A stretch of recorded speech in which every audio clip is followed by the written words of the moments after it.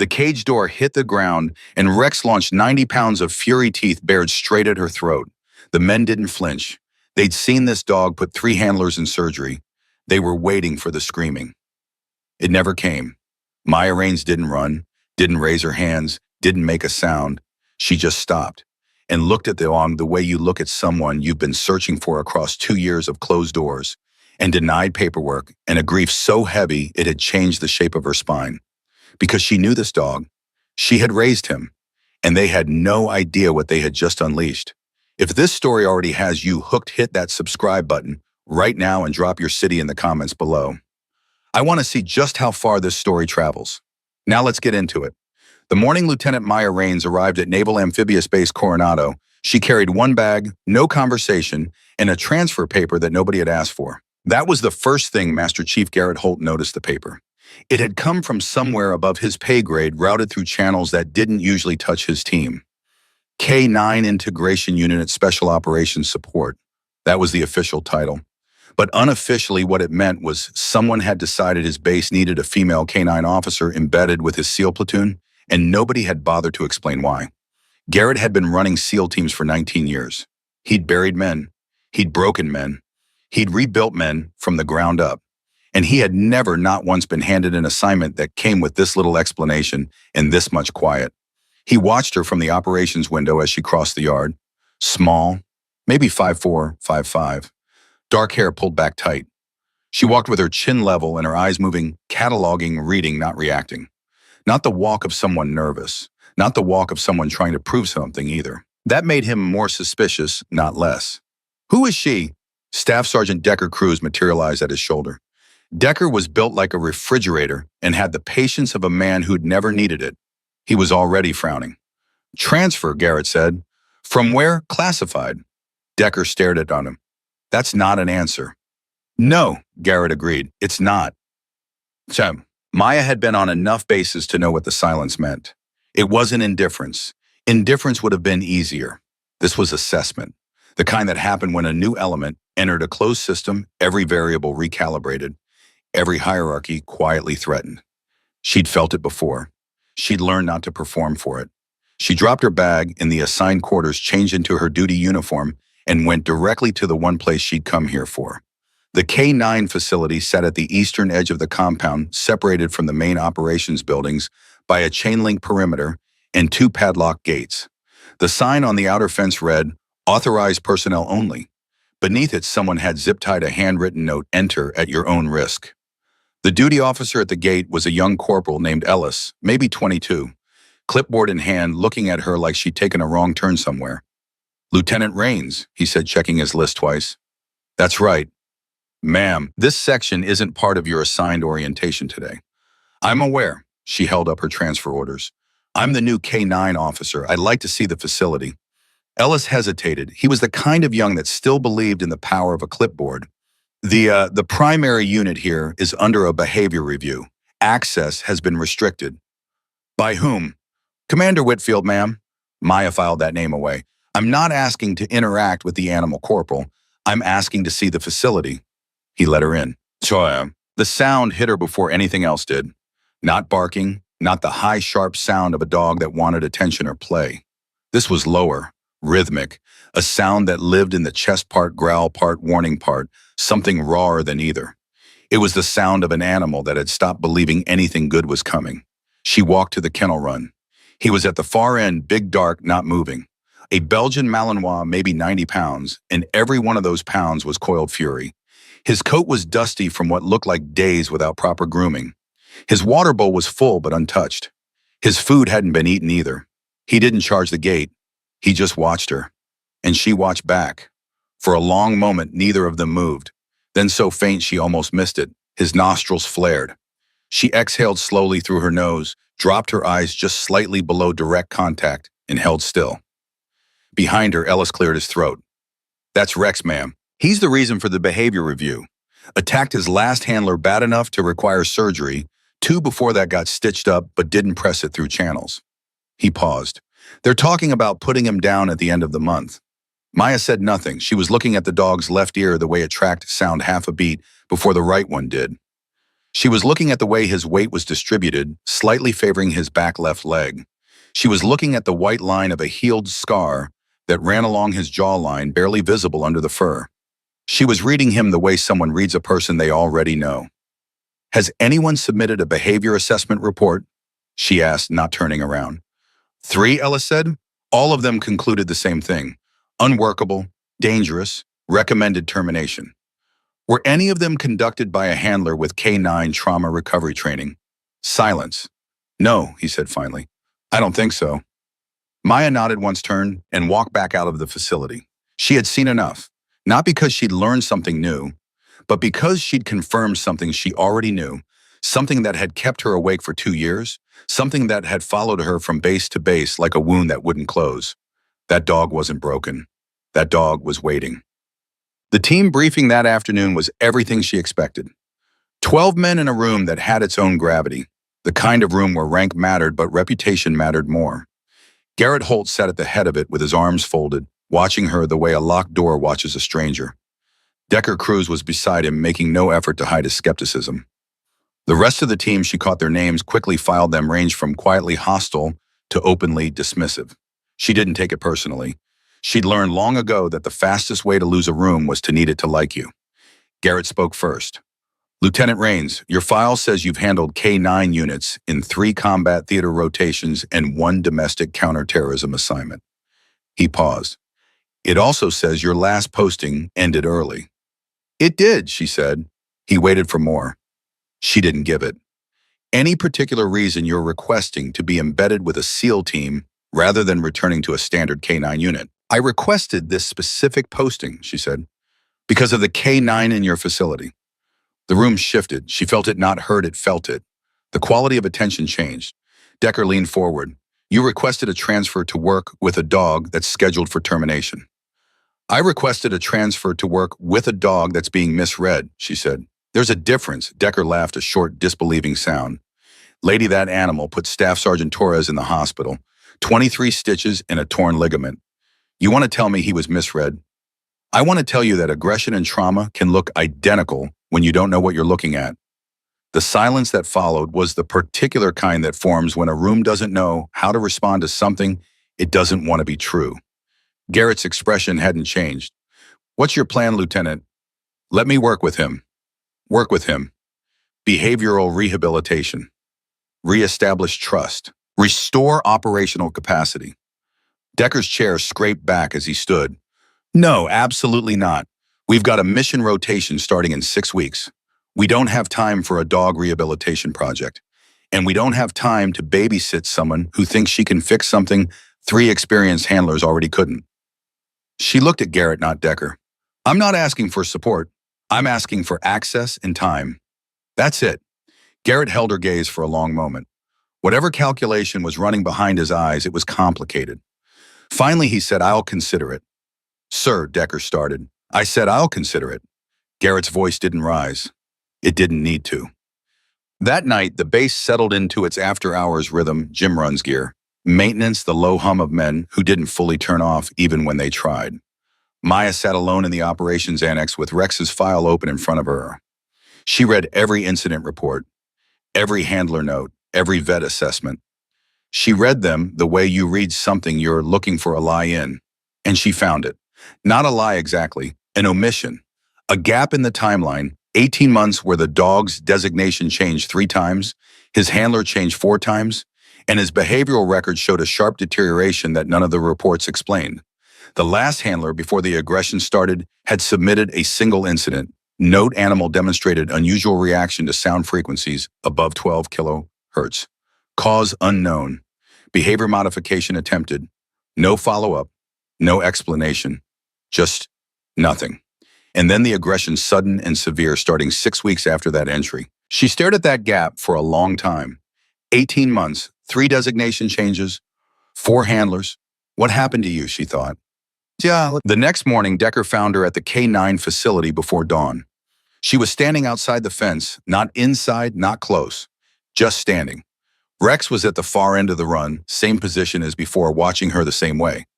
You've been out here since 0400, Decker said. It wasn't a question. Yes. Why? because he needs to learn that someone standing near him isn't a threat. Decker looked at the dog, then at her. He can't learn that. He learned it once. He can learn it again. That's not how it works. Once a dog's been pushed past a certain threshold, you're not a canine specialist staff sergeant. His jaw tightened. And you're not a SEAL. No, she said, I'm not. But I'm the only person on this base who isn't afraid of what that dog might do. And that makes me the only person he's going to listen to. Decker stared at her. She didn't look back. She was watching Rex. And something in that, the steadiness of it, the complete absence of performance made him go quiet in a way he hadn't expected. He left without another word.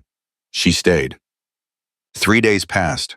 3 mornings at the fence before dawn. 3 evenings after lights down. She didn't enter the enclosure. She didn't bring food, didn't try to coax or command. She just came and stood and stayed. On the 4th morning, Rex crossed the length of the run and stood 12 feet from the gate. He didn't approach. He didn't growl. He just stood there watching her, his ears at neutral, his breathing slow. It was the first time, according to every record in that file, that the bush had voluntarily closed distance with a human being in 14 months. She noted it in her own log, said nothing to anyone. But Decker had been watching from the operations window. He went directly to Garrett. She's getting through to him, he said. He sounded like he didn't know what to do with that. Garrett looked at him. I know. You've been watching too. Every morning.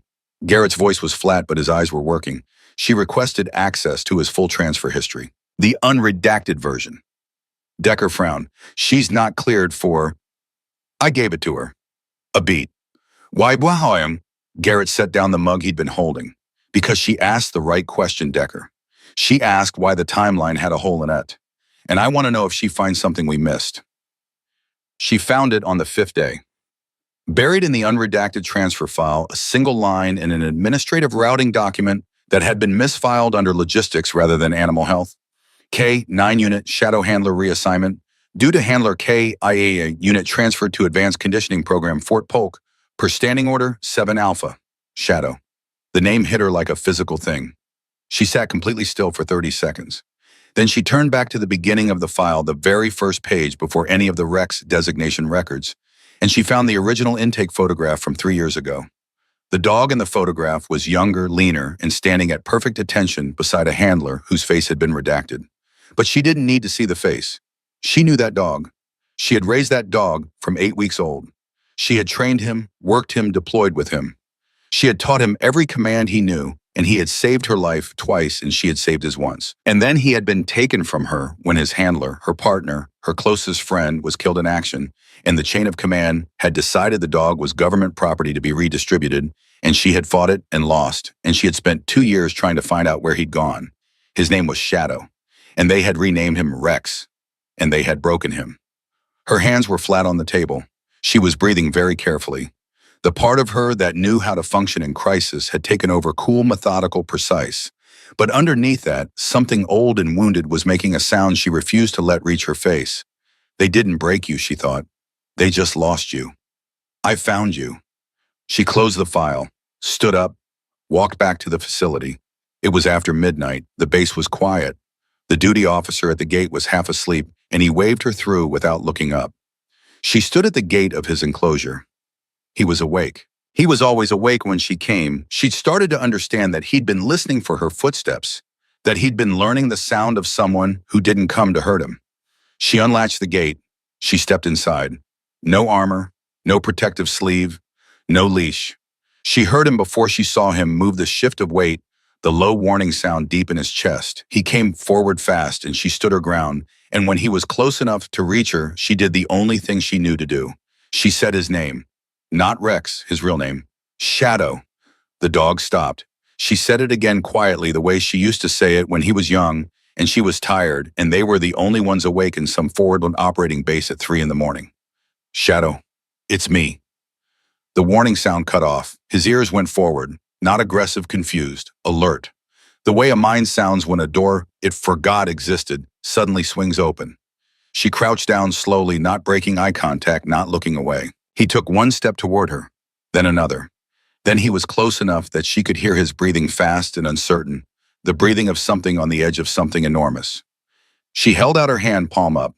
He pressed his nose into it, and then she was on her knees on the concrete floor of a military kennel at midnight, both arms around the neck of a dog she'd spent 2 years looking for, and her face was buried in his fur, and she was shaking in a way she had not allowed herself to shake in a very long time. "I'm sorry," she whispered. "I'm sorry it took me so long." He made a sound, not a growl, not a bark, something smaller and older than both, something that had been waiting for exactly this. Outside the facility, unseen in the dark, a figure stood at the chain-link fence. Garrett Holt had not gone to bed. He had watched the whole thing, and for the first time in 19 years, he didn't know what to say about what he'd just seen. He just turned and walked back toward the operations building, his mind rearranging everything it thought it understood about strength, about damage, and about what it cost a person to spend 2 years finding something that should never have been taken from them. He had a lot of questions, and he had a feeling Maya Raines had a lot of answers. But tonight was not for questions. To be continued in part 2. Garrett Holt didn't sleep that night. He sat at his desk with the unredacted file open in front of him, reading the same section over and over, the administrative routing document. The misfiled line, the name that had been buried under 3 designation changes and 14 months of institutional indifference. Shadow, handler KIA, transferred, renamed, broken. He'd overseen a lot of hard things in 19 years. He'd signed papers he didn't like. He'd followed orders that cost him sleep. But he'd always told himself that the system, for all its ugliness, didn't make mistakes like this. Not by accident, not without someone somewhere knowing and deciding it didn't matter enough to fix. He was revising that opinion. At 0500, he called Commander Whitfield. Whitfield picked up on the second ring, which meant he hadn't been sleeping either. That by itself told Garrett something. "I read the file," Garrett said. No greeting, no preamble. A pause on the other end. "Then which file, Master Chief?" "The one you should have flagged 18 months ago when you processed Shadow's transfer to Fort Polk."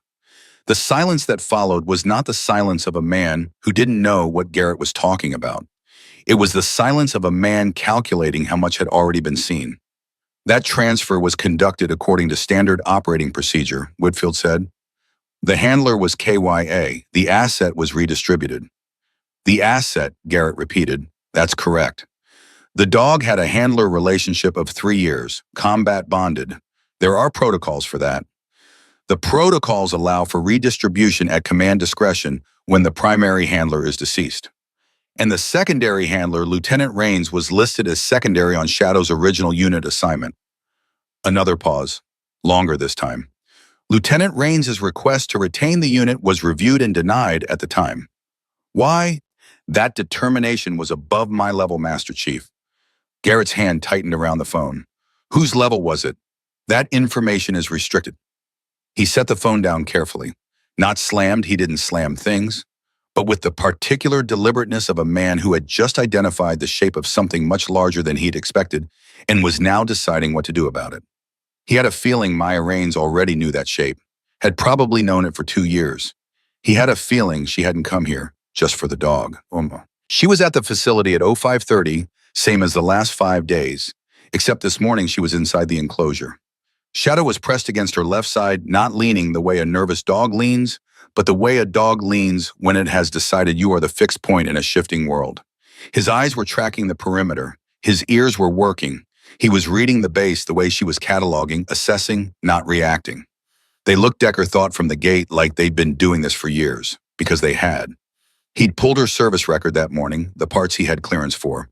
3 combat rotations, 2 confirmed on-record citations for valor, 1 classified commendation he couldn't access the details of. K-9 unit integration across 2 different special operations commands. A record that didn't read like someone who'd been assigned to support roles. It read like someone who'd been in the middle of things consistently and had never made noise about it. He thought about the way she'd stood in that briefing room, not performing calm, actually calm, the way you're calm when you've been in enough rooms where things were genuinely dangerous, and a conference table doesn't register on that scale. He thought about what he'd said to her.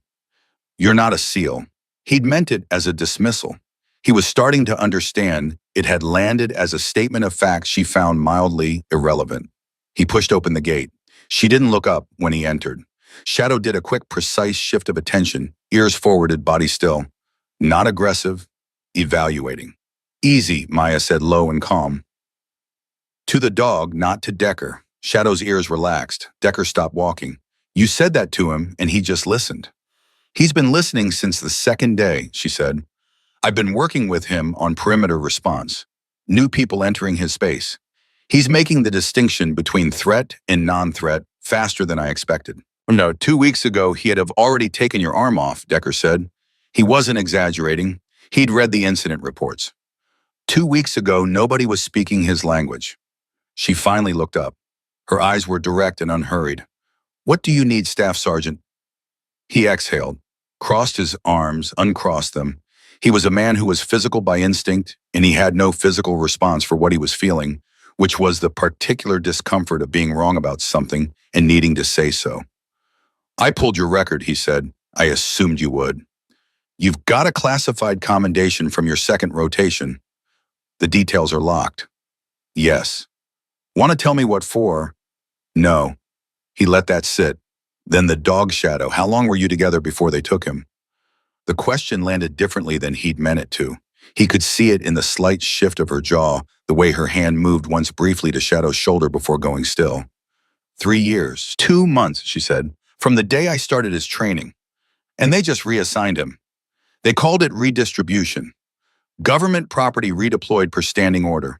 Her voice was even.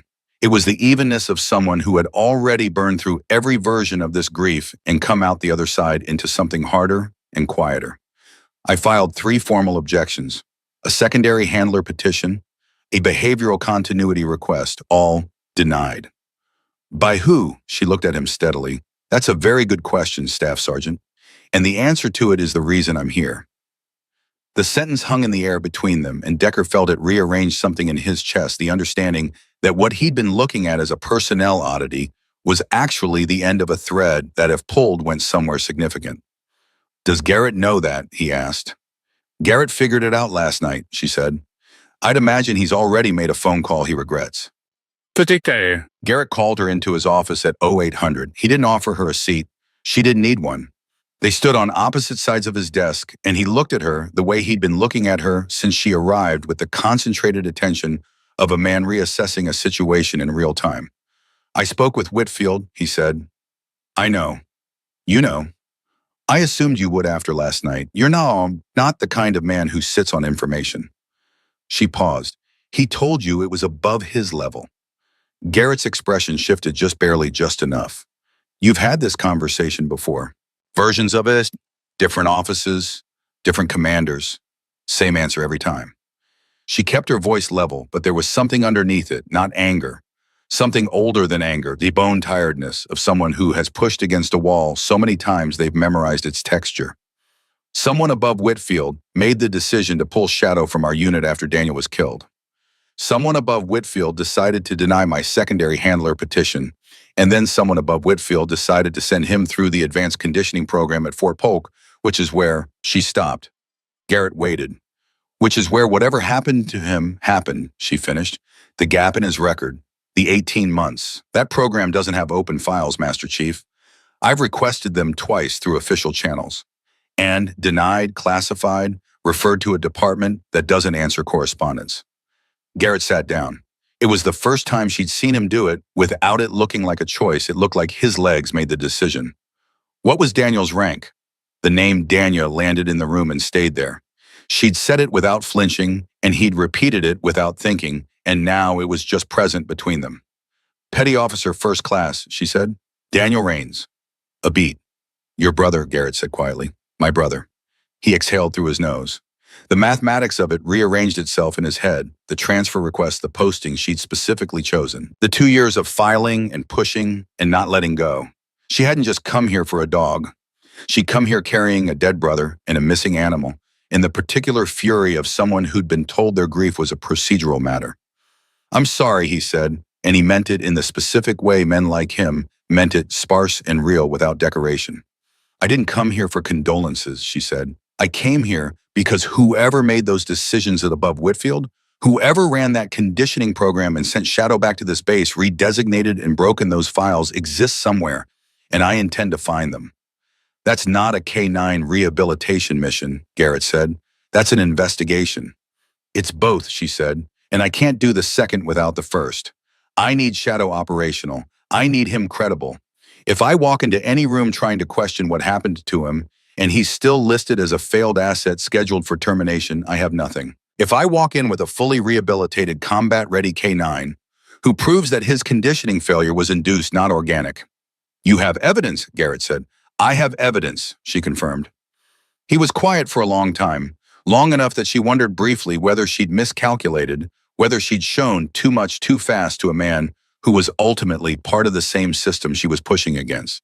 Then he said, "How long do you need with him?" Something in her chest loosened slightly, just slightly. 4 weeks, maybe 3 if he keeps progressing the way he has. The team's going to push back. I know. Decker's going to be a problem. Decker's already coming around, she said. He just doesn't know it yet. Garrett almost smiled. It didn't quite make it to his face, but it came close. What do you need from me? Full access to the facility, Shadow's medical history unredacted. And when the time comes, I need you in the room when I make the formal operational readiness case. When the time comes, he repeated, the team won't accept it from me alone, she said simply. Not yet, but they'll accept it from you. And once they've seen what he can do, what we can do, you won't have to say much. He looked at her for another long moment. Then he nodded once with the finality of a man who'd made a decision he intended to keep. 4 weeks, he said. Don't waste them. She didn't waste a single day. The progress was not linear, and she didn't pretend it was. There were mornings Shadow backed away from her, not aggression, just the recalibration of an animal learning that trust was not a trap. There were commands that landed wrong, training sequences that triggered something old and defensive in him, moments where she had to stop completely, step back, give him space and wait. Waiting was the hardest part, not because she was impatient, but because she knew every day of delay was a day someone with access to his file could accelerate the termination order. She had no way of knowing who was watching or whether Whitfield had made more calls after Garrett's. She moved faster than she would have preferred. By the end of the second week, Shadow was responding to his original command vocabulary, the specific set she'd built with him over 3 years, distinct from the standardized military command set, the private language of a working team that had learned each other. She hadn't known if those pathways were still intact. The fear that they'd been deliberately overwrote was something she'd carried and refused to examine too closely. They weren't overwritten. They were just buried. When he responded to the first one, a low 3-syllable command she'd invented for him when he was 8 months old, one that didn't exist in any training manual, she had to turn away for a moment and compose herself before she could continue. He'd remembered, through all of it, through the renames and the transfers and the program that had tried to strip him down and rebuild him as something that operated on fear rather than trust, he'd remembered. On the 15th day, Decker walked into the training yard and watched them run the obstacle sequence without being invited. He stood at the edge and said nothing for 10 minutes. Shadow navigated the course in silence, responding to hand signals Maya gave from 30 meters away, precise, immediate, without hesitation. No commands spoken aloud, just the silent communication of two beings who had learned to read each other at a cellular level. When they finished, Decker said, he used to require verbal commands and a physical prompt to start any sequence. Every report said he'd go non-responsive without direct physical handler contact, because they were using fear as the primary reinforcement. Maya said, not slowing her cooldown routine with Shadow. When the reinforcement is fear, the animal needs constant physical confirmation of the threat. Remove the physical contact, the fear equation breaks down and you get shutdown behavior. It looks like defiance. It's actually panic. And now he works from trust. Trust doesn't require constant confirmation. It operates at a distance. She glanced at Decker. Same as with people. He was quiet for a moment. Then, what was the conditioning program, the one at Fort Polk? She stopped moving. Shadow stopped with her reading her, always reading her. Officially, it's an advanced tactical K9 integration program, she said, designed to produce high-performance multi-handler assets. Dogs that can switch handlers on short notice, function in high-stress environments, respond to commands from anyone with the right authorization code. That sounds what it actually produces, she said, cutting across him, not roughly but precisely, is dogs with destroyed handler bond capacity. Animals that have been conditioned to distrust attachment because attachment in that program is a vulnerability. They operationalize disconnection. She paused. Shadow was in that program for 18 months. Decker stared at her. That's why he attacked the handlers. He wasn't attacking them, she said. He was defending himself. Every person who tried to get close to him triggered the response pattern they'd spent 18 months installing. Get close equals danger. Get close equals pain. Attack first. She exhaled slowly. They turned a Dee who'd spent 3 years learning to protect humans into a dog who'd learned the only safety was hurting them first. The silence stretched. Who authorized the program? Decker asked. That she said is the question. No. She got her first real answer on the 18th day, and it didn't come from a file. It came from Ellis. The corporal had been hovering at the edges of her work for weeks carrying water-holding clipboards, finding reasons to be near the facility. She'd clocked it without making anything of it. Young men on bases did that. But on the 18th day, he came to find her specifically at a time when no one else was nearby with the look of someone who'd been rehearsing something. Lieutenant Rains, he said, I need to tell you something. She waited. I was on duty, he said, the night the transfer papers came through for Shadow, before he was redesignated. I was the duty officer. He swallowed. The authorization code on the transfer order. It wasn't a standard command code. She went very still. It was a contractor code, he said. I looked it up because it didn't match any of our internal formats. I know I shouldn't have, but it didn't look right to me. The code traced to a private defense contractor, Meridian Applied Systems. I wrote it down. He held out a folded piece of paper. His hand was shaking slightly. I kept it because I didn't know what to do with it. And then when you came and started asking questions, I thought maybe you'd know. She took the paper. Meridian Applied Systems. She knew the name. She knew it the way you know the name of something you've searched for in the dark for so long that finding it in the light feels surreal and wrong and exactly right all at once. Meridian was a defense contractor with no public-facing K-9 program. No published research, no listed personnel. They had 2 recorded government contracts in the last 3 years, both with classification designations that required Senate-level clearance to access. Someone from a private military contractor had authorized the transfer of a combat-bonded K-9 out of an active service unit following the KYA of his primary handler. Someone from a company with no official K-9 program had sent that dog through a conditioning program designed to destroy his capacity for human attachment. The question was not who. She already knew who. She'd suspected it for 6 months, had spent those months building a case she couldn't yet prove. The question now was what they'd been trying to create, and whether Shadow, the real Shadow's, one she'd spent 3 weeks pulling back from the edge, was the only dog they'd tried it on. She folded the paper carefully and put it in her chest pocket. You did the right thing telling me, she said to Ellis. What are you going to do? He asked. She looked at him steadily. My job, she said. She found Garrett before dinner. She put the paper on his desk without a word. He read it again. Then he looked up at her with an expression she hadn't seen on his face before, not quite alarm, because men like Garrett Holt didn't alarm easily. Something colder and more deliberate than alarm. Meridian, he said. You know them. I know of them. He set the paper down. They've been bidding on a classified DODK-9 enhancement program. I saw a briefing summary 8 months ago. Multi-handler operability, rapid bond suppression protocol. He said the last phrase with the careful disgust of a man quoting something he found obscene. They pitched it as the future of military working dogs. Maya said nothing. Shadow was a prototype, Garrett said. Not a question. One of them, she said. I don't know how many. He was quiet for 10 seconds. 20. The kind of quiet that a decision lives in before it becomes words. I want Shadow fully operational within 10 days, he said finally. Full evaluation, combat readiness assessment, on record. I can do that.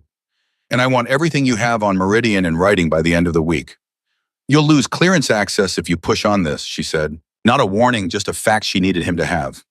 Maybe, he said, but I didn't spend 19 years in this uniform to let a private contractor run experiments on military working dogs and call it enhancement.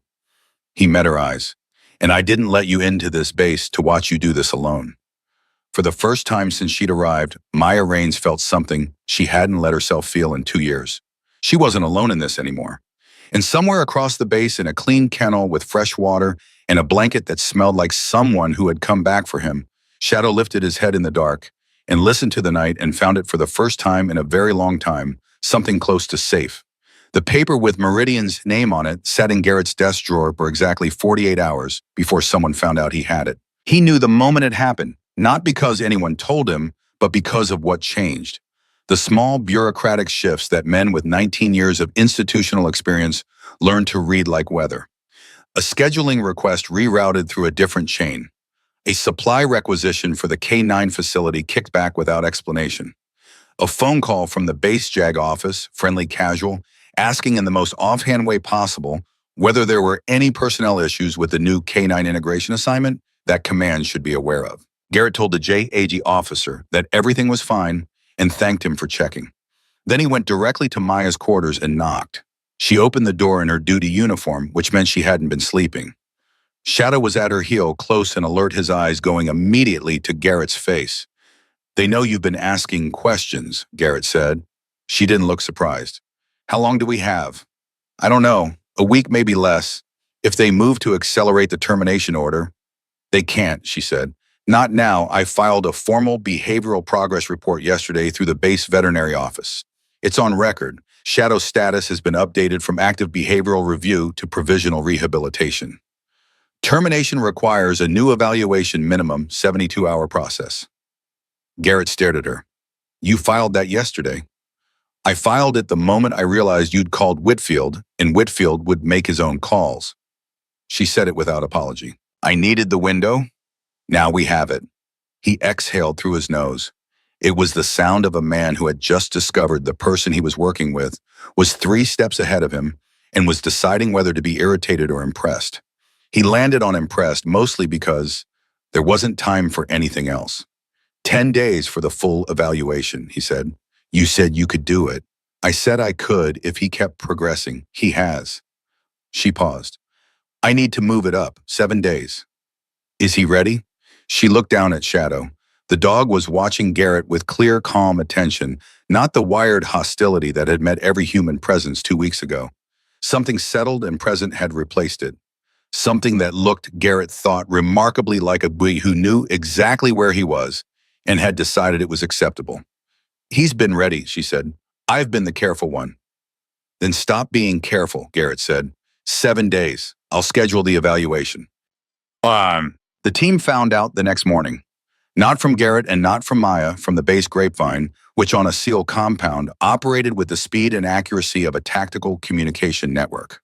By 0600, every man in the platoon knew that the new K9 officer had filed official paperwork on the condemned dog, that Master Chief Holt had scheduled a formal operational readiness evaluation, and that if the evaluation passed, the animal would be attached to their unit's rotation. Decker called a team meeting without Garrett's knowledge, which was itself a statement. Maya heard about it 40 minutes after it happened from Ellis, who'd been standing near enough to the operations building to overhear the opening. She didn't interrupt it. She let it run. Then when she calculated it had reached peak temperature, she walked in. 12 men, same room as the first briefing, different energy, less assessment, more opposition. Decker was standing, which meant he had been talking. He stopped the moment she entered. She didn't wait for an invitation to speak. "You're worried about the mission rotation," she said. 6 weeks out.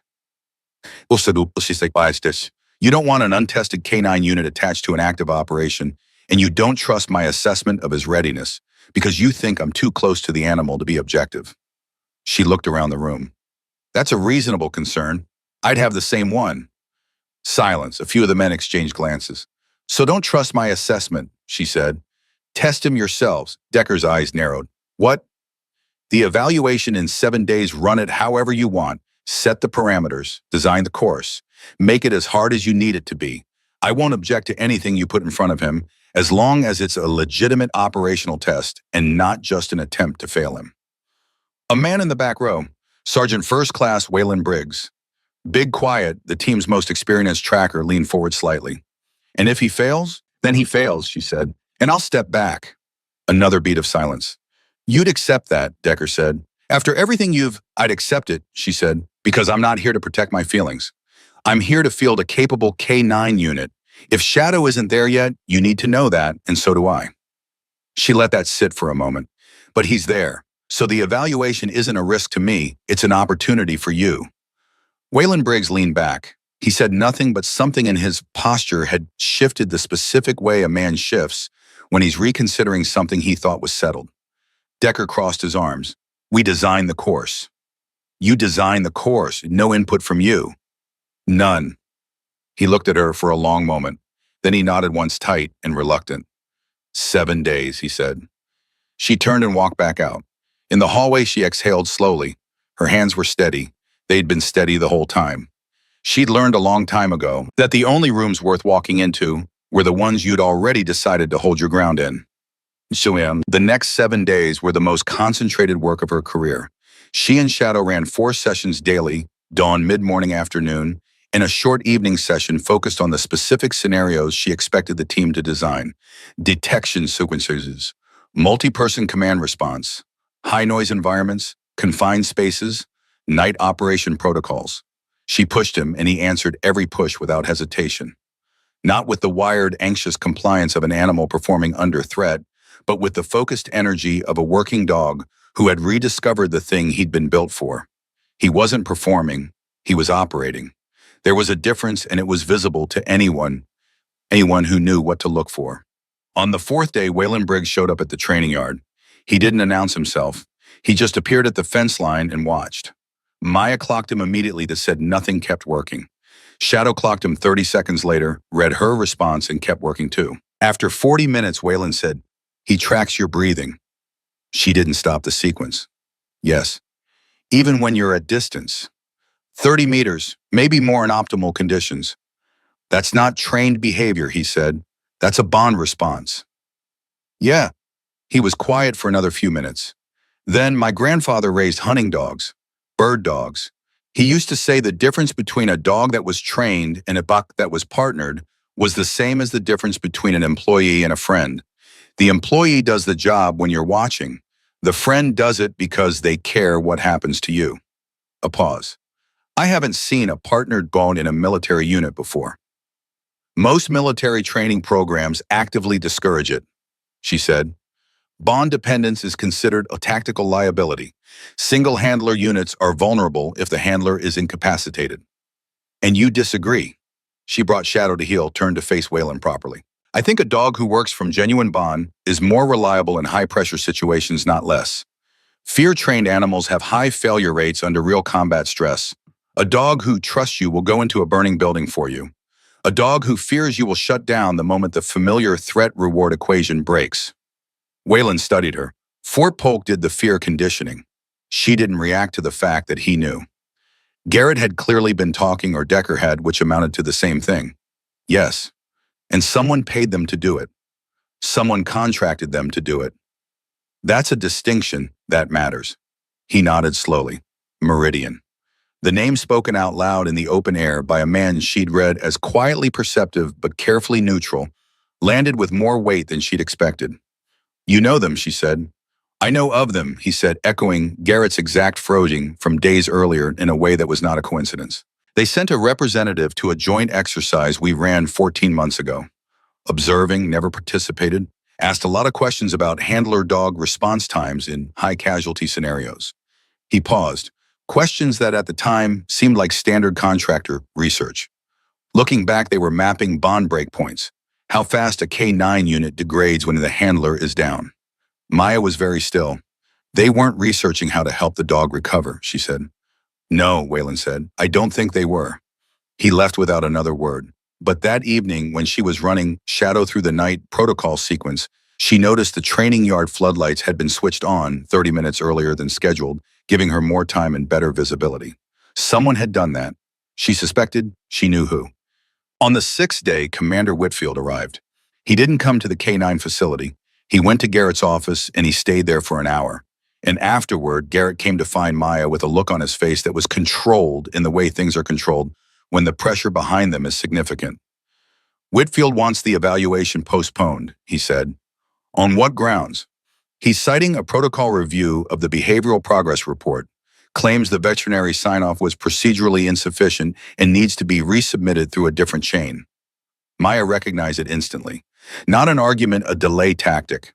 A bureaucratic friction move designed to push the timeline past something. The question was what that something was. Postponed to when, she asked. He suggested 30 days for the protocol review. The termination window is 22 days from today. Yes, Garrett said, it is. They looked at each other. He's trying to run out the clock, she said. That was my read too. Can you override the postponement? I can argue against it through base command. But Whitfield has a direct line to Admiral Carson, and Carson doesn't know enough about the situation to push back intelligently. He paused. Unless someone gave him enough context to understand what he'd be enabling. She considered that. Carson is honest. Carson is by the book, Garrett said. He doesn't bend rules, but he also doesn't appreciate being used. If he understood that this postponement request is designed to terminate an asset before an evaluation that would prove improper conditioning, he'd shut it down, Maya finished. Possibly, if the case was made clearly and quickly and by someone he respects. Garrett looked at her steadily. I've served under Carson for 6 years. He respects demonstrated competence, and he respects people who put their record on the table. She understood what he was saying. You want me to brief him directly? I want you to let me set up the meeting. What you do in it is your call. She thought about it for approximately 4 seconds. Set up the meeting. Admiral Raymond Carson was a compact, precise man who gave the impression of someone who had long since decided that efficiency was a form of respect. He gave Maya 12 minutes. She used 11. She laid out the timeline. Shadow's original assignment.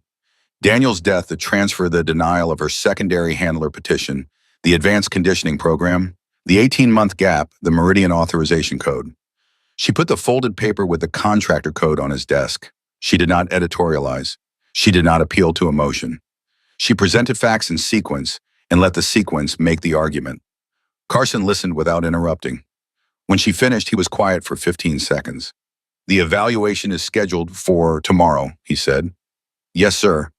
And Commander Whitfield has requested a 30-day postponement. Yes, sir. He looked at the paper, then at her. Lieutenant Rains, in your professional assessment, is this animal operationally ready for evaluation as of tomorrow? Yes, sir. Without qualification. Without qualification. He folded his hands on the desk. The postponement request is denied. The evaluation proceeds as scheduled. He paused. I'll be present.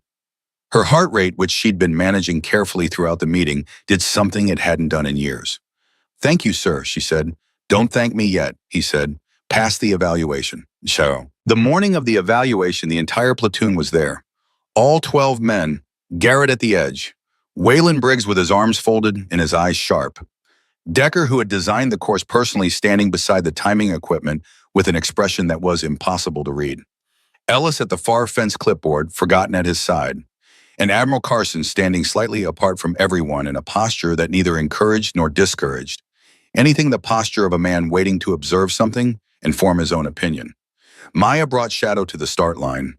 He was calm, not the enforced stillness of an animal suppressing anxiety, genuinely operationally calm. His weight was balanced. His breathing was even. His eyes moved across the assembled men with clear, methodical assessment and no alarm. She heard someone near the back of the group say quietly, "He's different." She didn't turn to see who. Decker stepped forward. He'd designed 3 phases. Detection, a hidden scent array across a simulated building. Structure, 3 target compounds, 2 decoys. Then a pursuit sequence off-leash tracking across a quarter-mile mixed terrain course with 3 handler switches, meaning Shadow would need to accept commands from 2 additional personnel he'd never worked with. Then, and this was the one she'd known, Decker would include a controlled aggression sequence.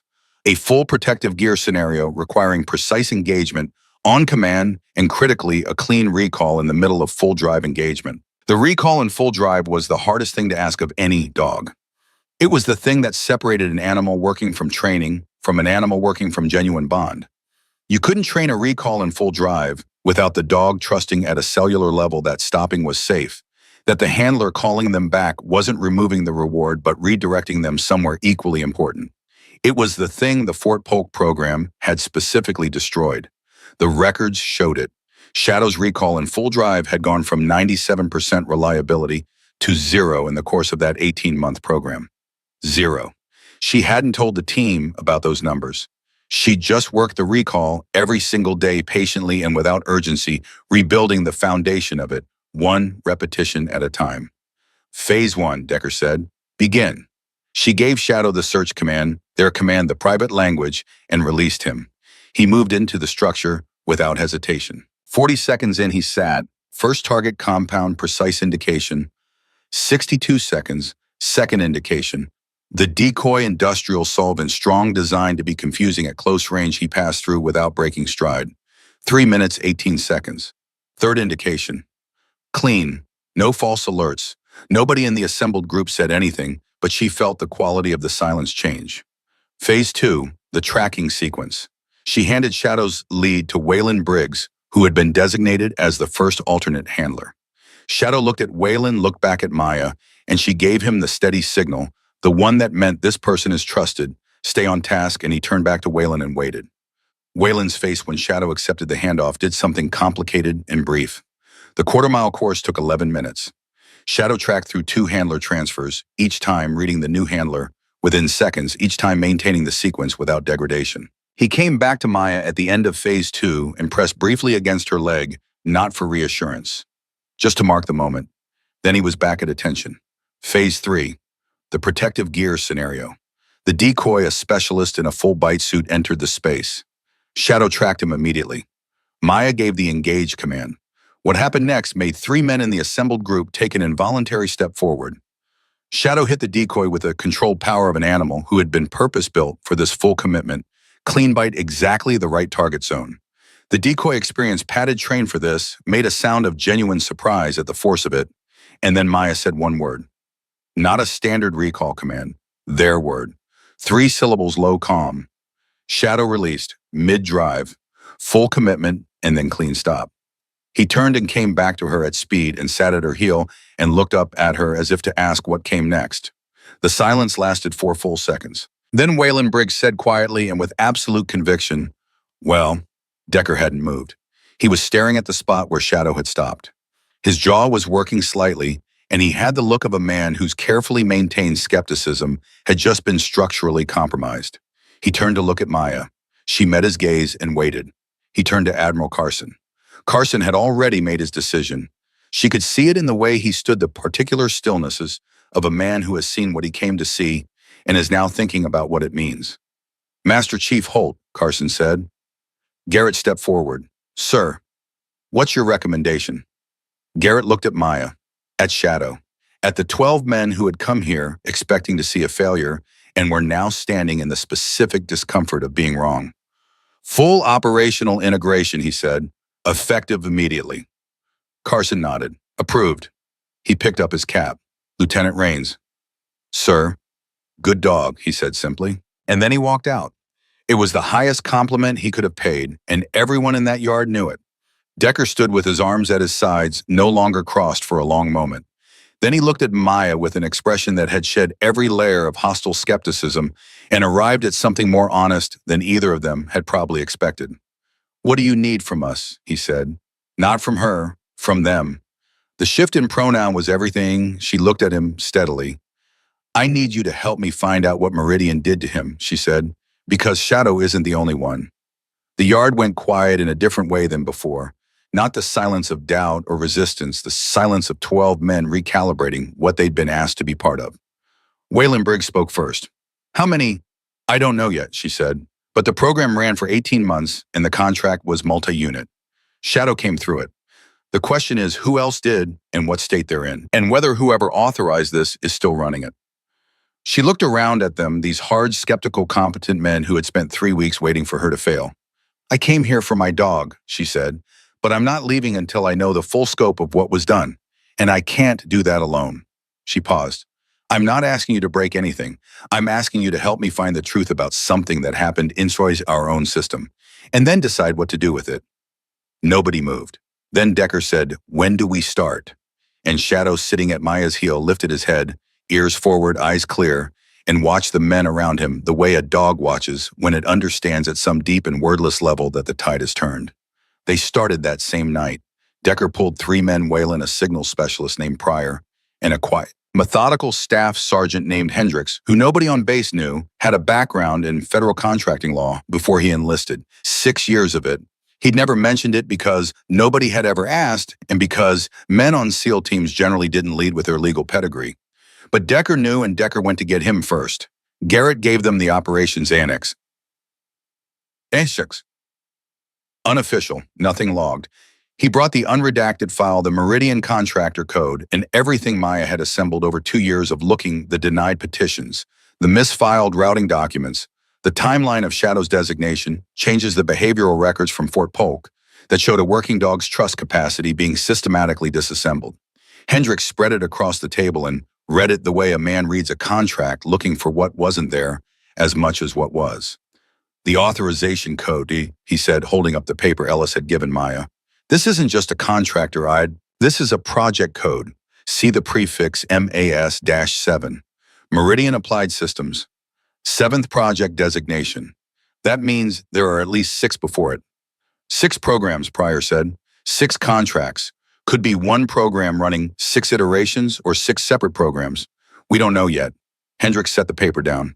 What we do know is that a private contractor used a government-adjacent authorization format to move a military working dog out of an active service unit, which means someone in government gave them the access to do that.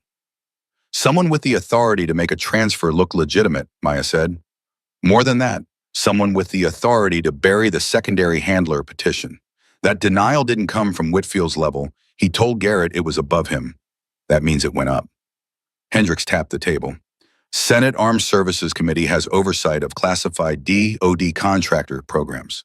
If Meridian's contracts are at that classification level, then we're talking about congressional cover, Decker said. His voice was flat, not surprised the specific flatness of a man who has been around long enough to know that the answer to who could do this is always someone with more power than you'd like. We're talking about a possibility, well, Maya said carefully. We don't have a name yet.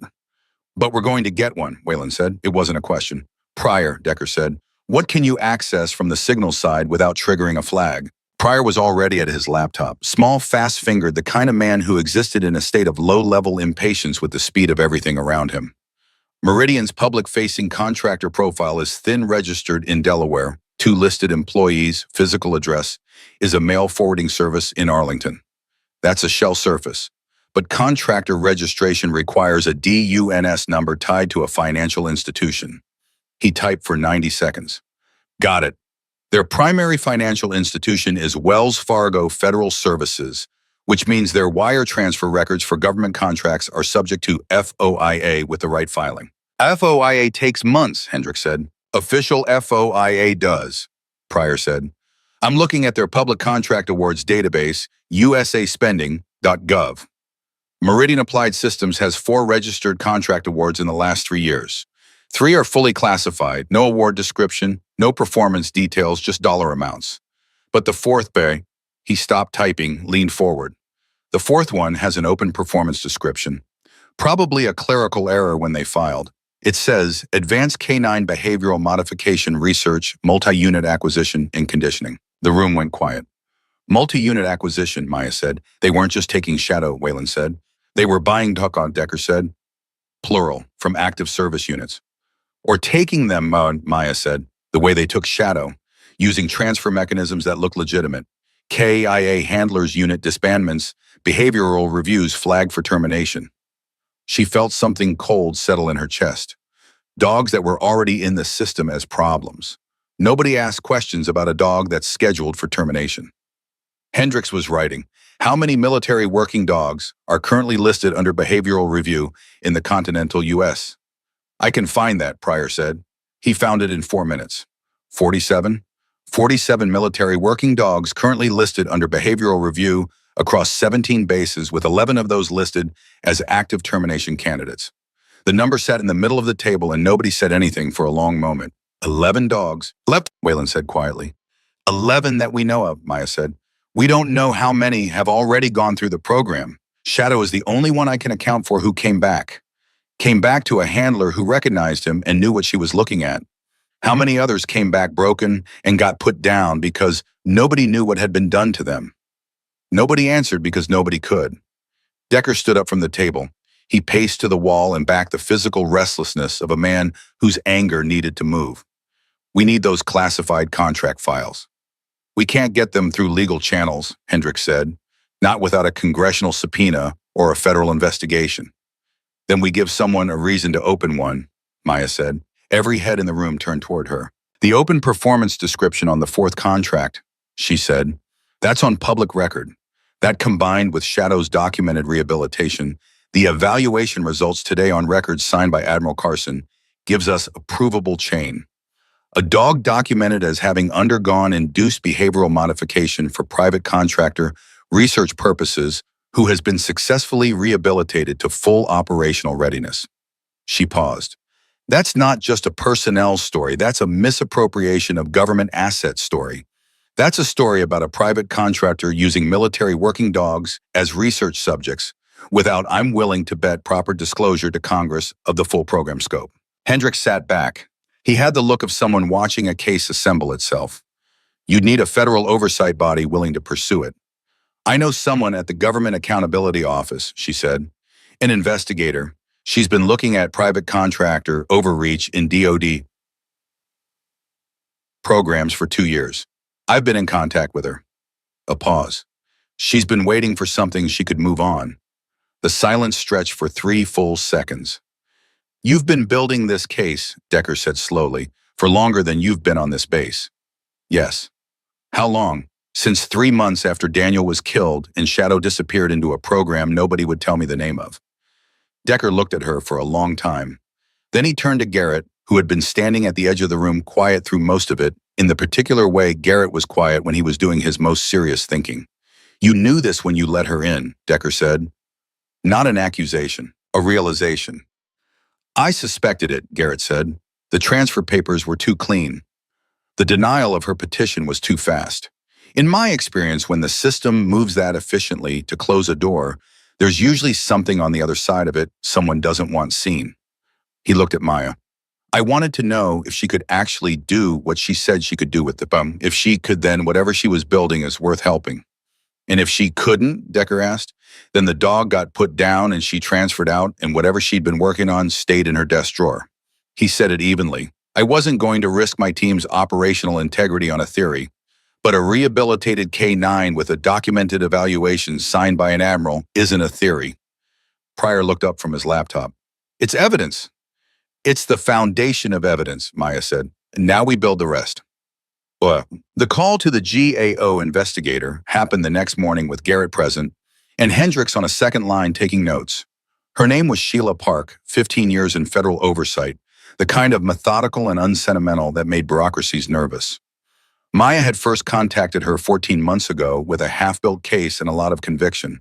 Sheila had told her to come back when she had something she could put in front of a deputy inspector general without getting laughed out of the room. Maya called her back with Admiral Carson's signed evaluation report, the open contract description from USA Spending.gov, the Meridian Authorization Code, the timeline of Shadow's transfer, and 47 names on a behavioral review list that Pryor had cross-referenced against Meridian's known operating period.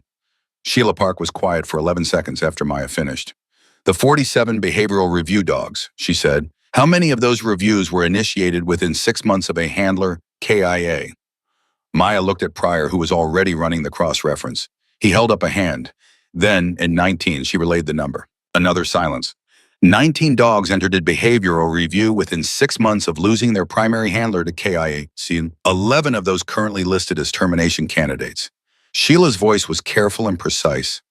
Lieutenant Rains, the contract description you're looking at, multi-unit acquisition, that language suggests the program was designed to acquire animals through existing institutional processes rather than direct purchase.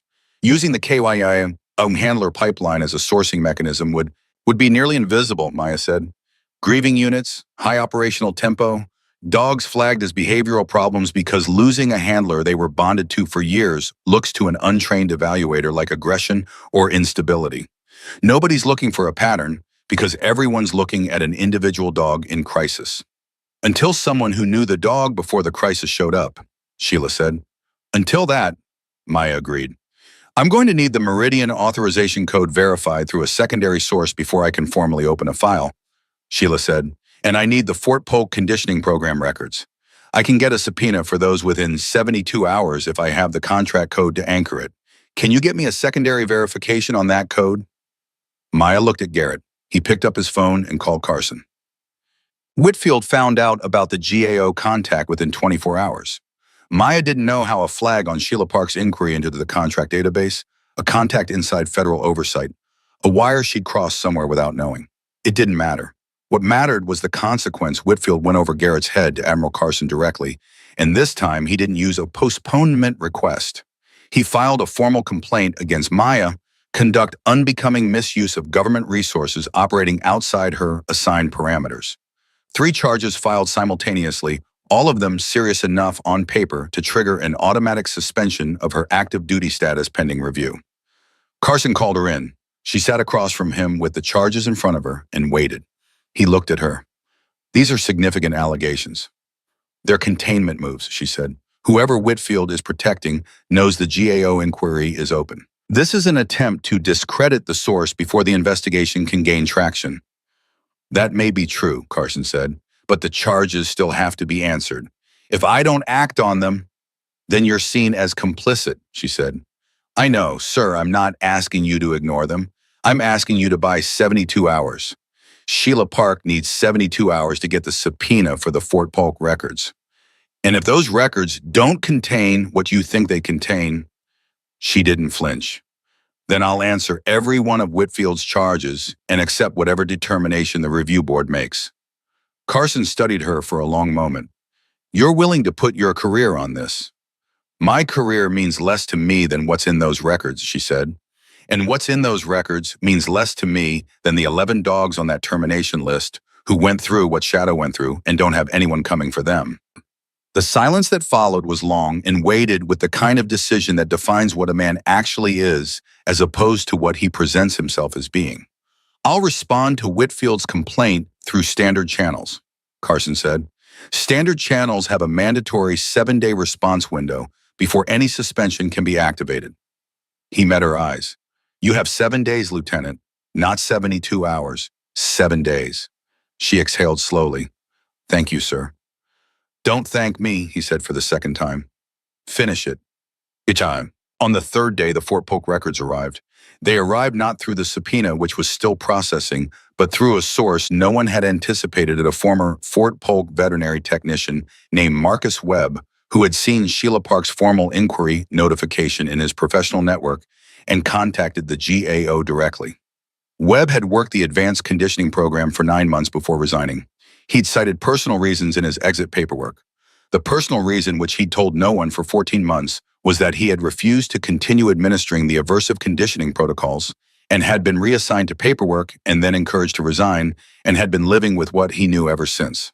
He arrived at Coronado with a thumb drive and the look of a man who had been waiting a long time for someone to open a door he could walk through. Garrett put him in a room with Hendricks and Sheila Park's representative, a junior investigator who'd driven up from San Diego, and Maya stood against the wall and listened. Webb talked for 3 hours. The program was called Rapid Bond Suppression Protocol, Internal Designation, RBSP. The official purpose was to create multi-handler military working dogs animals that could be rapidly transitioned between handlers and high-casualty scenarios without performance degradation. A legitimate goal on its surface. The method was the problem. The method involved a systematic process of forming and then deliberately breaking the handler bond response in each animal, cycling the dog through attachment and loss repeatedly until the attachment response itself was extinguished. The theory was that a dog with no capacity for primary bond formation would be equally responsive to any handler. The actual result was Shadow. 47 behavioral reviews, 11 termination candidates. And the program was still running. Not at Fort Polk anymore. Fort Polk had been the pilot. The active program had been moved 8 months ago to a private facility operating under a different contract designation with different animals. Animals sourced per the new acquisition protocol, not from military units, but from civilian working dog programs and law enforcement canine pools. They learned from Shadow, Maya said. Her voice was steady. They learned that using military animals created a paper trail that could be followed back. So they moved to civilian sources. Where the oversight is thinner, Hendricks said, where the handlers are less likely to have access to military records or contacts who could help them find a missing dog, Maya said. Webb nodded. The new facility is in Nevada, private land, listed as an agricultural research operation. The room was very quiet. You have documentation of the Nevada facility, Sheila's investigator asked. I have the address in the original program design documents, Webb said. I kept copies. I know I should have come forward sooner. You're here now, Maya said. She said it without judgment because she meant it without judgment.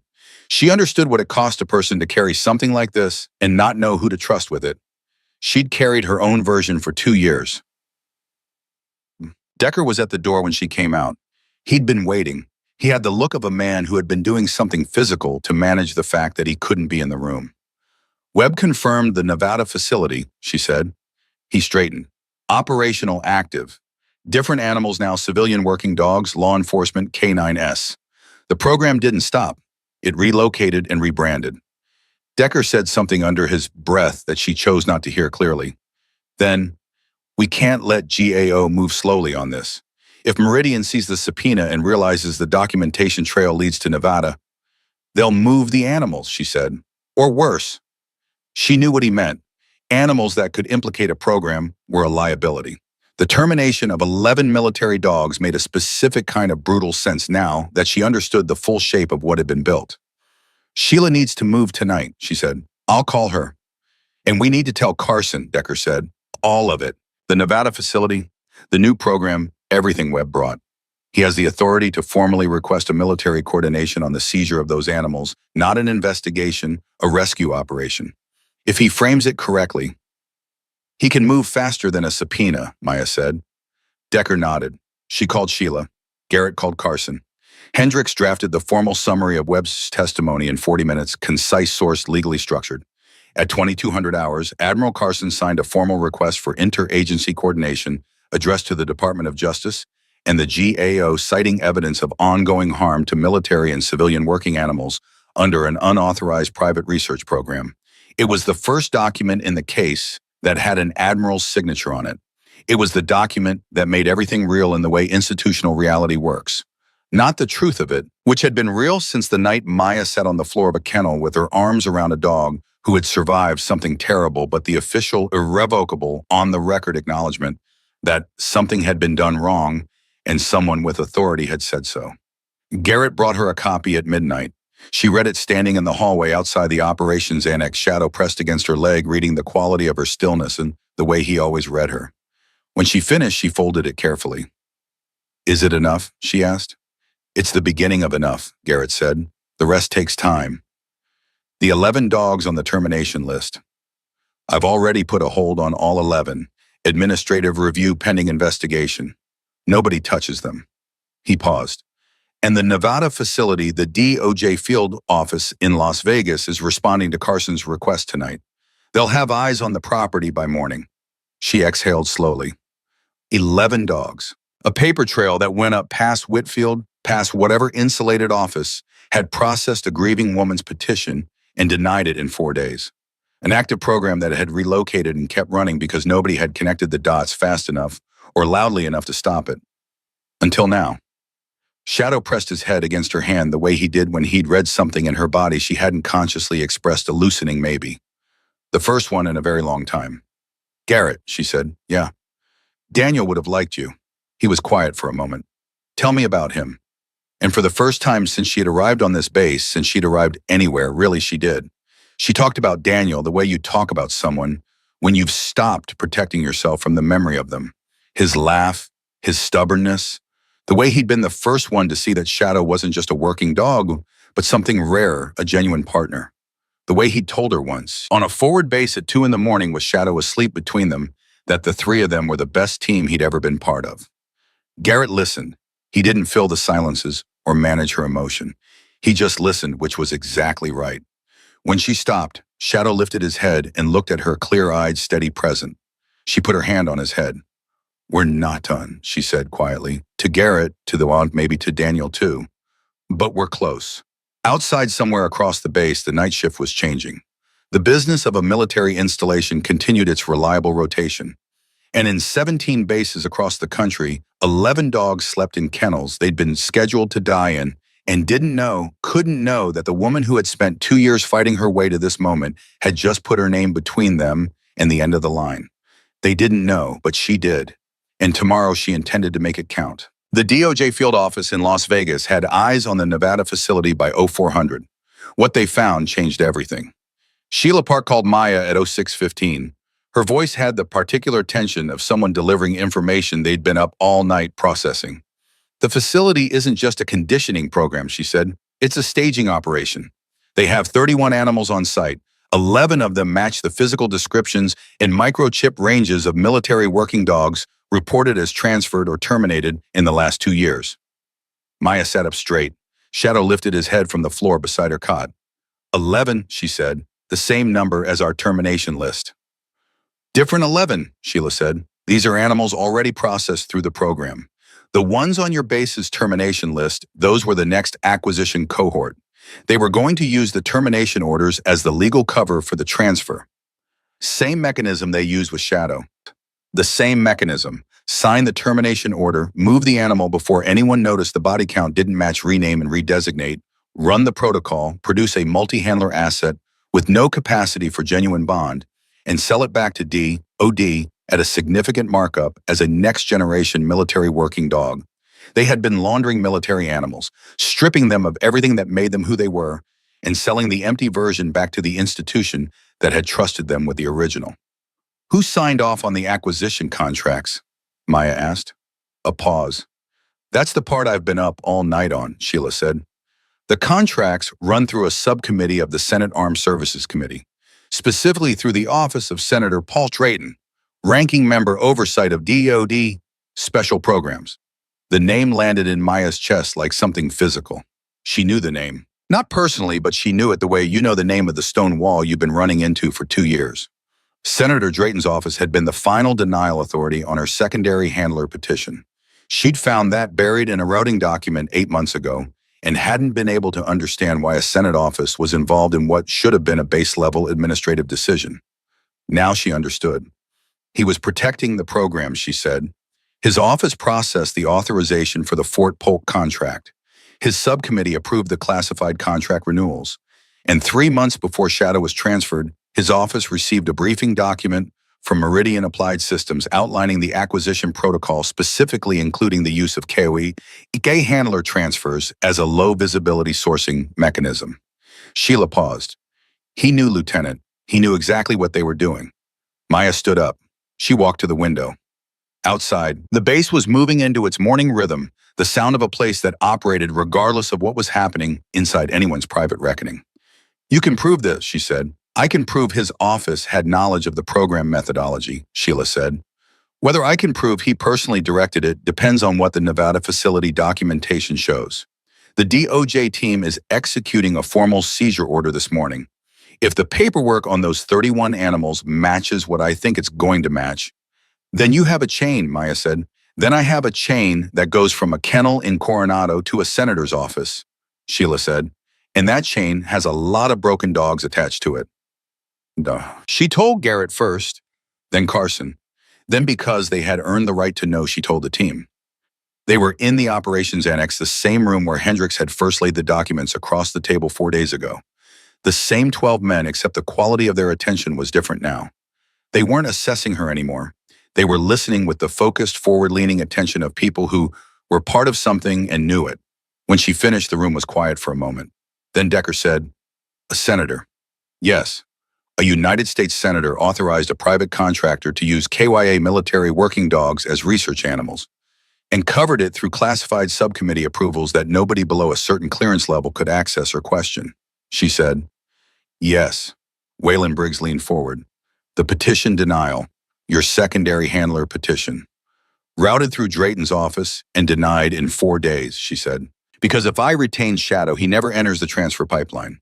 The program loses its cleanest acquisition case, a bonded, high-performing military K-9 with a deceased handler. No contested custody, no red flags." She paused. "Denying my petition wasn't bureaucratic indifference. It was the program protecting its acquisition."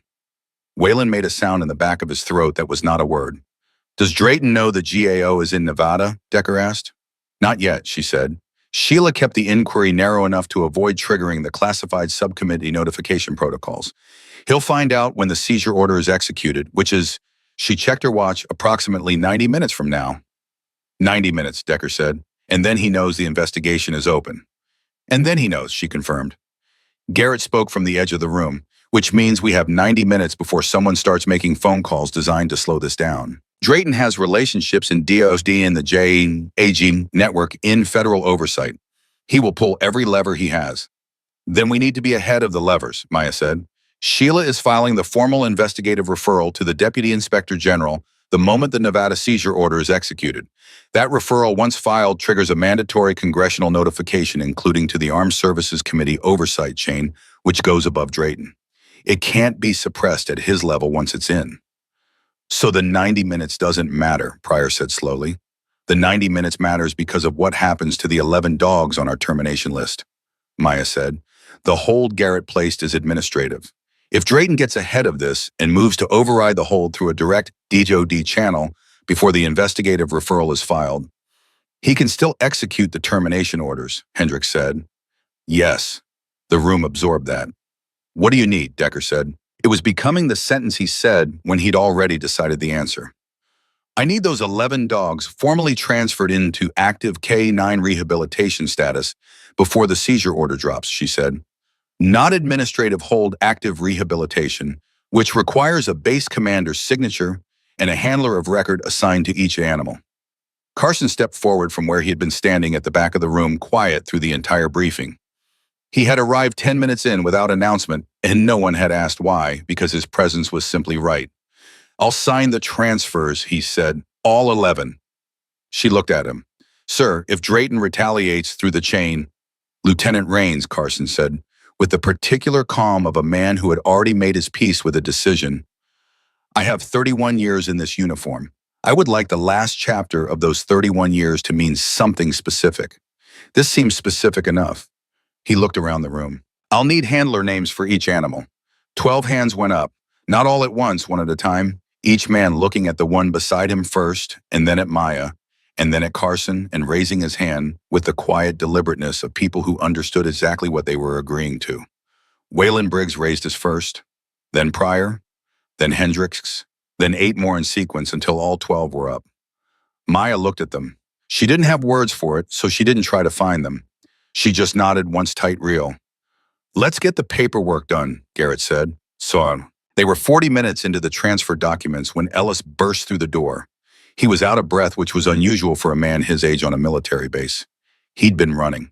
Commander Whitfield is on base, he said. He came through the main gate 20 minutes ago with 2 JAG officers and someone from the DOD, Inspector General's office. The room went still. Not Sheila's office, Maya said immediately. A different IG. Yes, ma'am, Army IG, and they're headed for the K-9 facility. Maya understood in the same instant Garrett did. They looked at each other across the table. Shadow, she said. Not the 11 dogs. Shadow specifically. If Drayton had been tipped, if someone in the communication chain had seen the Nevada inquiry coming and made a call, the fastest single move available was to eliminate the original evidence. The dog whose rehabilitation Maya had put on record. The dog whose evaluation Admiral Carson had signed. The dog who was at this moment the most documented proof that the RBSP program had been run on a military animal. Shadow was the foundation of her case. Without him, without the living operational verifiable proof of what had been done and what could be undone, the paper trail became significantly easier to contest. She was moving before she finished the thought. Decker was 2 steps behind her. She covered the distance to the K-9 facility in under 3 minutes, Shadow's kennel run, in 30 seconds more. She unlatched the gate, clipped his lead, and brought him out. Whitfield was coming across the yard, 2 JAG officers flanking him, both with folders. Behind them, a compact civilian in a gray suit who had the look of someone accustomed to arriving places and finding people already unhappy about it. Whitfield stopped when he saw her. Lieutenant Rains, he said, step aside. We're here to execute a hold order on the K-9 unit currently designated. Under what authority? Garrett's voice came from directly behind her. He had followed. So had Decker, Waylon, and Hendricks. So she realized had all 12 men. Whitfield looked at the assembled group and recalculated something. Master Chief Holt, I'm not here to involve your unit in a personnel matter. The animal is assigned to my unit, Garrett said, under an active rehabilitation and integration order signed this morning by Admiral Carson. He held up a folder. Want to see the paperwork? Whitfield's jaw tightened. That order is under review. The review process takes 7 days, Hendricks said from the back of the group. His voice was conversational. Minimum, per the same regulation you cited when you requested the evaluation postponement. The civilian in the gray suit was watching this exchange with narrow, evaluating eyes. He hadn't spoken yet. "Who are you?" Garrett asked, looking at him directly. "Deputy Inspector General Terrence Moore," the man said. "Army IG. I have a referral from whose office?" Maya asked. "A beat. Senator Drayton's subcommittee staff." "Interesting," she said, "because the GAO has an active investigative referral regarding Senator Drayton's office's relationship to a private contractor called Meridian Applied Systems. A referral that's being filed." She checked her watch in approximately 12 minutes. Moore blinked, once, the blink of a man recalibrating rapidly. "I'm not aware of any GAO referral involving. You will be," she said, "in 12 minutes. Silence.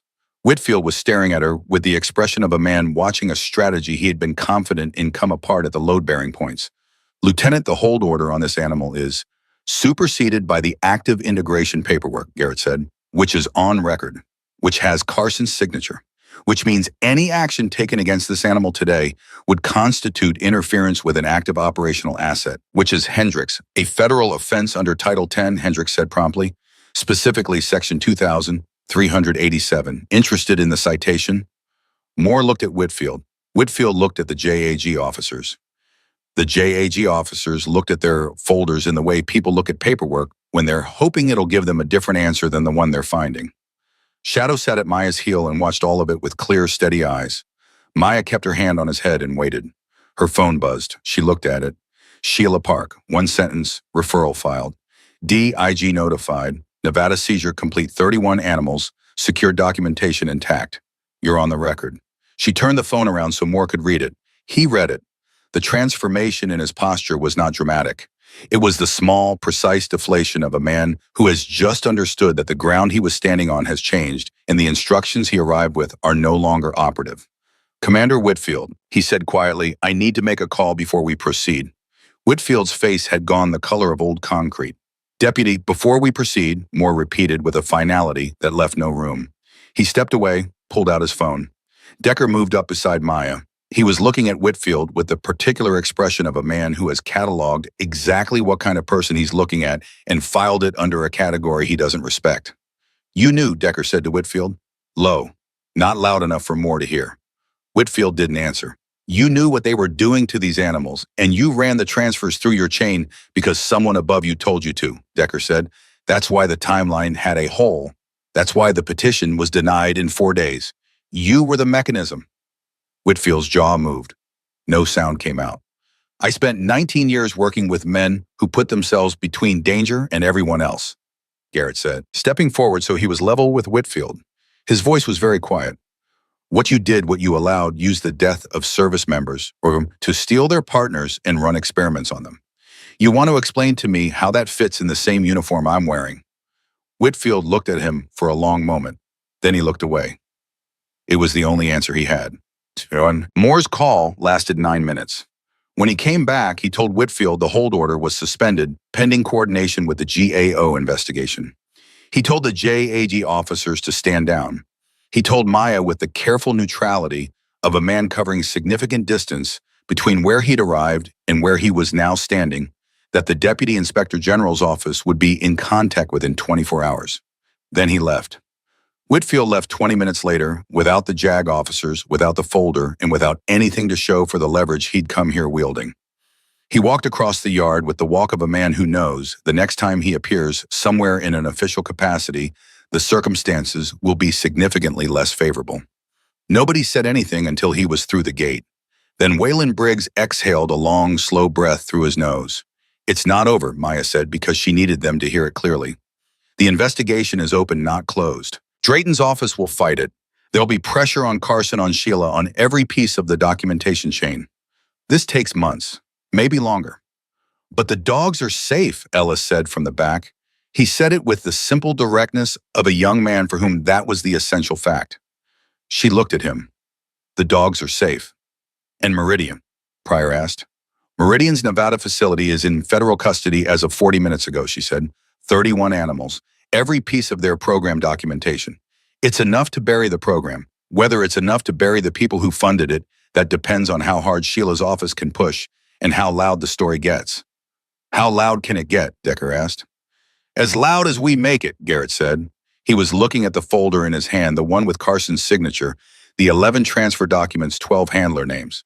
An admiral's signature, GAO referral, documented evidence of a senator's subcommittee involvement in an unauthorized private research program using military working dogs. He paused. Journalists can read FOIA documents. Decker looked at him. You'd go public. I'd make sure the right people have the right information, Garrett said. What they do with it is up to them. It was the most Garrett had said in a single direction in the entire 4 days of this operation. Maya recognized the weight of it, what it cost a career military man to say, I will go outside the chain if the chain fail. It wasn't a light thing. It was the kind of decision that changed the last chapter of a career the way Carson had said he wanted his changed. She looked at them, this room of people who had arrived here as obstacles and become something else entirely. Thank you, she said. It came out quieter than she intended and more real than anything polished would have been. Nobody performed a response. Decker nodded once. Whalen looked at the floor for a moment and then back at her. Hendricks closed his notebook. It was the thanks of people who had stopped needing it, acknowledged, and started just knowing it was true. 6 weeks later, the mission rotation dropped. A counterterrorism operation, specific time-sensitive, requiring a K-9 unit with explosives detection and the ability to operate in close quarters with a 4-man element. The briefing named 2 possible K-9 attachments. Maya and Shadow were listed first. Not because someone had decided to give her a chance, because the operational record spoke without any help from anyone. The mission ran over 14 hours, 2 locations, a suspected device cache in the first to secondary site with active personnel in the second. The 4-man element was Decker, Whalen Pryor, and a specialist named Kim who hadn't been at the original evaluation but had been watching Shadow work for 6 weeks and had stopped being skeptical around week 3. Shadow found the cache in 11 minutes. 4 devices, 2 components that the element's own sensor array had not flagged. He found them without a single false alert working in low light. In a space full of competing chemical signatures, guided by nothing except the silent language between him and Maya that had been built over years and survived things that should have destroyed it. At the secondary site, when the situation compressed from reconnaissance to contact faster than the timeline had projected, and 2 of the element were temporarily separated from cover, Shadow moved before Maya gave the command. Reading the shift in her body, the change in her breathing, the thing she hadn't said yet but was already deciding, and he positioned himself between the separated element and the angle of approach, holding it until Decker and Kim moved up. Later in the debrief, Decker tried to explain what Shadow had done to the operations officer. He got partway through and stopped. He didn't wait for a command, Decker said.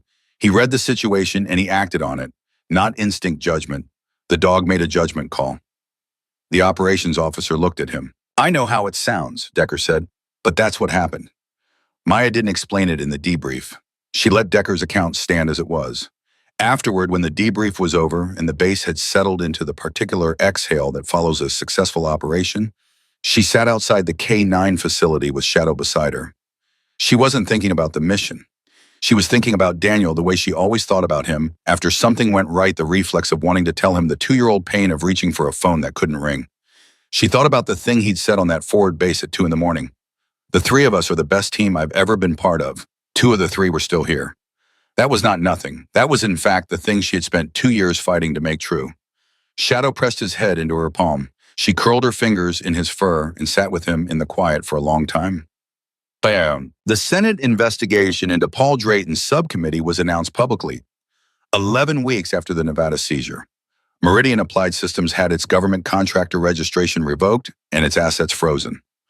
Marcus Webb testified before the Senate Oversight Committee, and his testimony ran long enough that the committee chair suspended the session and reconvened the following morning. Drayton resigned before the session reconvened. He cited health reasons.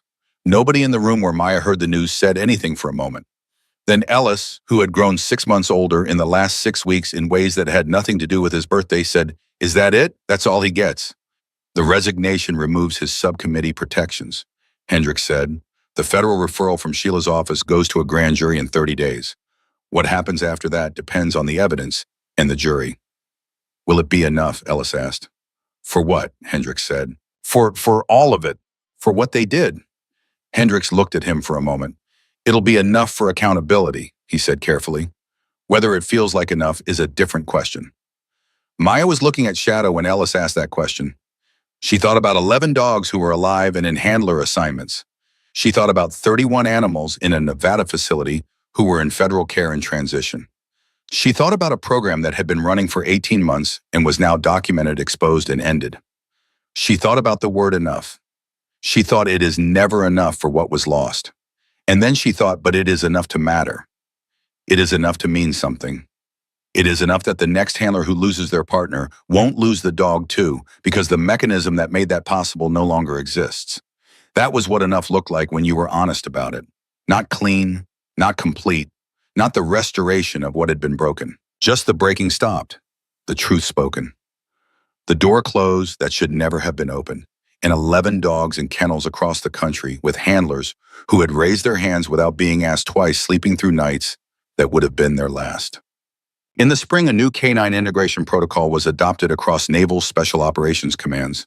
It was modeled in part on the documentation Maya had produced during Shadow's rehabilitation, the behavioral framework, the bond assessment criteria, the handler continuity standards that required secondary handler designation for every combat-bonded K9 unit. The protocol had a name in the internal documentation. Nobody had officially named it after anyone. But on the base at Coronado, among the 12 men who had been in the room when it started, it was called the Reigns Protocol, and that was the name that stuck. On the day the adoption was announced, Garrett found her at the training yard. He didn't make a speech. He handed her a copy of the internal memo and stood beside her while she read it. When she finished, she folded it. "Daniel should have his name on this," she said. "He does," Garrett said. "He's in the citation. Handler First Class Daniel Reigns, cited as an example of handler bond continuity best practice." He paused. "I asked Carson to include it." She looked at him. "He didn't hesitate," Garrett said simply. Shadow was at her heel. He was always at her heel now, not from need, not from the clinging anxiety of an animal that had been hurt, but from the easy chosen closeness of a partner who was exactly where he wanted to be. She put her hand on his head. She thought of a night 2 years ago in a different city when she'd gotten a phone call that took the floor out from under everything. She thought of the version of herself who had filed petition after petition into a system that kept sending them back stamped denied. She thought of the long private work of not letting it make her into something smaller than she intended to be. She had not come to Coronado to be seen. She had not come to be proven right. She had come for a dog who was waiting in a kennel on the other side of a wall nobody thought she could get through. She had gotten through it. She had brought him home. And in doing that, in refusing to accept that the thing she loved most could be taken from her and called unavoidable, in insisting on the truth of what she knew about trust and bond and the particular language that forms between two beings who have chosen each other across years of difficult work, she had changed something real in the institution she served. Not everything. Not enough for Daniel, not enough for every dog that had gone through a program that should never have existed, but enough to matter, enough to last. She looked down at Shadow and he looked up at her, and between them passed the particular understanding that needs no words and survives anything. The understanding that says, "I see you, I stayed, I came back, we're still here." And that was the only ending that had ever been true.